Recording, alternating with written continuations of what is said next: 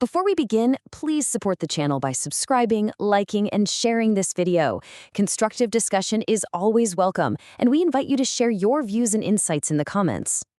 So today we're going to be breaking down a really fantastic report that details how to properly assess the strength of support and resistance levels in the market.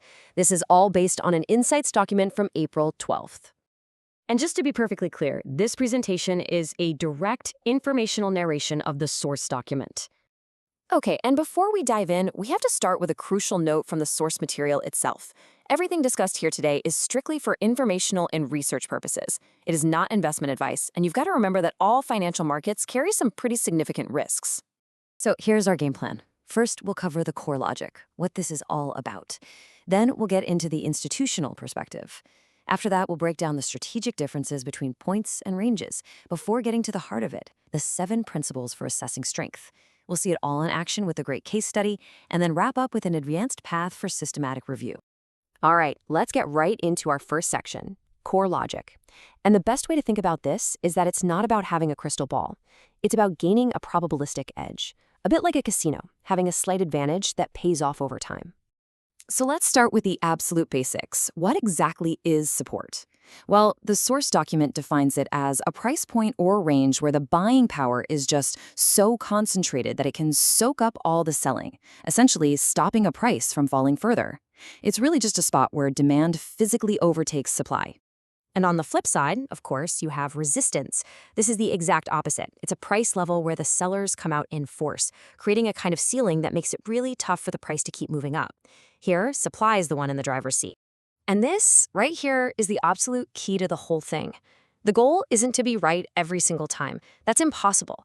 The real goal is to simply shift the odds in your favor, to go from a random 50-50 coin flip to, say, a 60-40 or even a 70-30 edge. It's all about playing for positive expected value over a large number of trades. So you might be wondering, who's actually creating these levels? Are they just some kind of market magic? Well, no. That brings us right to our second section, where we'll look at this from an institutional perspective. Turns out, these levels are often the direct result of very specific, large-scale actions. This is where it gets really interesting. The source material shows us that different institutions are playing different games. You've got your huge sell-side desks, like a Goldman Sachs, that are using things like Fibonacci levels to execute massive client orders. Then you have hedge funds like Citadel, whose algorithms are designed to pounce on short-term order flow imbalances. And finally, you have the market makers and big buy-side firms like T. Rowe Price, who step in to provide liquidity around well-known levels, like a 200-day moving average. It's a whole ecosystem. Okay, so now we know who the players are. Let's dig into the playbook.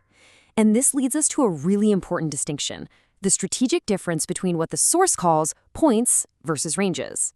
The document draws a really sharp line here. Points are like a sniper's target. They are extremely precise levels, where a lot of game theory comes into play. On the other hand, ranges are more like a broad battleground, wider zones where a stock has just been churning back and forth. And you can bet that for those big institutional algorithms, those precise points carry a much higher priority. So what are the ingredients that create one of these high-priority points? Well, the algorithms are programmed to look for a confluence of technical events. We're talking about specific Fibonacci sequences like the 61.8% retracement, the boundaries of well-defined trend lines and channels, the necklines of major chart patterns, and, of course, significant historical highs and lows. All right, this is the main event. Now we get to the core framework of this whole explainer. How do you actually figure out how strong or how significant one of these levels is? Well, the source document gives us 7 key principles to do exactly that.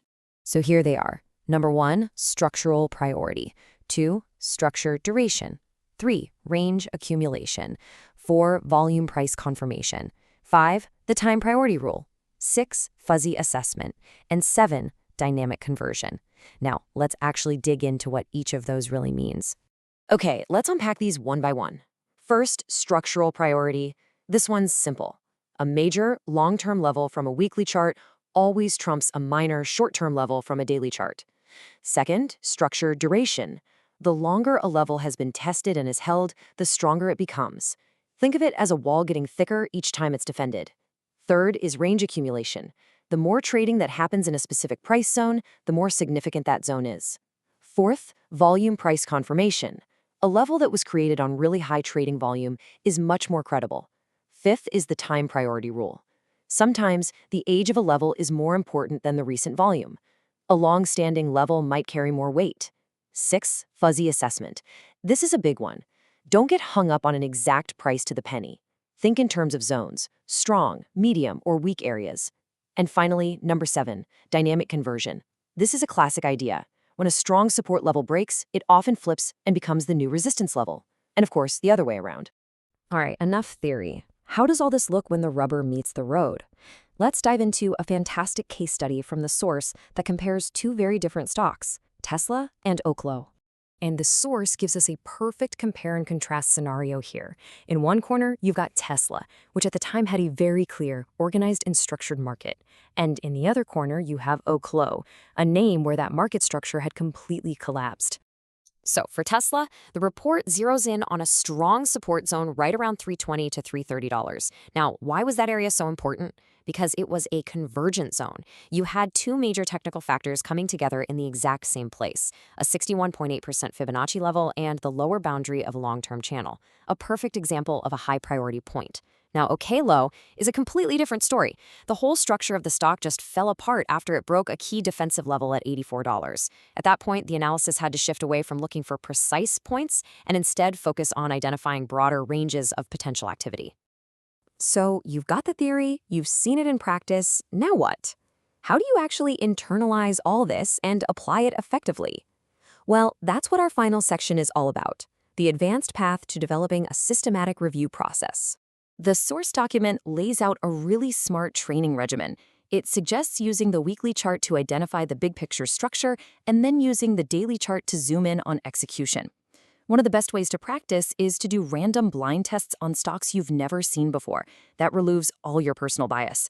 And finally, it's about benchmarking, really getting to know the unique personality and behavior of your core names. And it all really boils down to this one core philosophy. Identify structure, respect time, and trust probability in order to operate more effectively within the market game. And to wrap up, here is the full professional risk disclosure from the source material, presented for complete transparency. This document is provided solely for informational and research purposes and does not constitute investment advice, financial advice, trading advice, or any recommendation. The author is not acting as a registered investment advisor. Investing and trading in financial markets involves substantial risk, including the possible loss of principal. Any investment or trading decision is undertaken solely at the reader's own discretion and risk. Readers are responsible for conducting their own independent research. Past performance is not indicative of future results.